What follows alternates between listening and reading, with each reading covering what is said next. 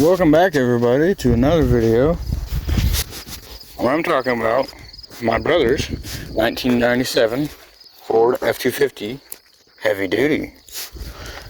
Not F-250 XLT or XL or XLT Lariat or whatever. XL or F-250 heavy duty.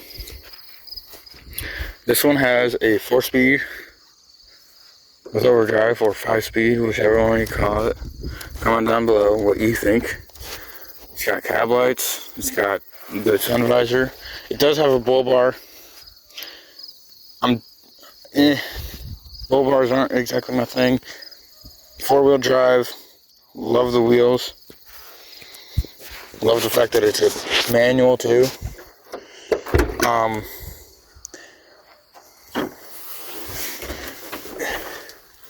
This one has tons of parts from several different websites. 4-speed with overdrive. Aftermarket radio. This one has a complete dash, unlike mine.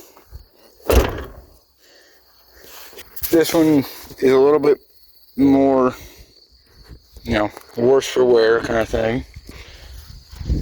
But it runs and drives. It just doesn't have brakes.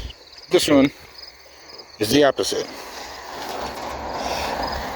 This one does not run or drive, but it does have brakes. And no, I am not putting brakes on this for it to be running, driving, and stopping. Because, it needs enough work to where it really isn't worth it to take stuff off this one just to put it back on this one.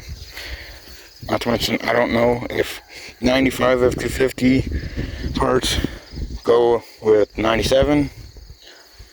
They might, but it is just easier to buy parts and then put them on instead of guessing and all that. But between the two, which one would you choose?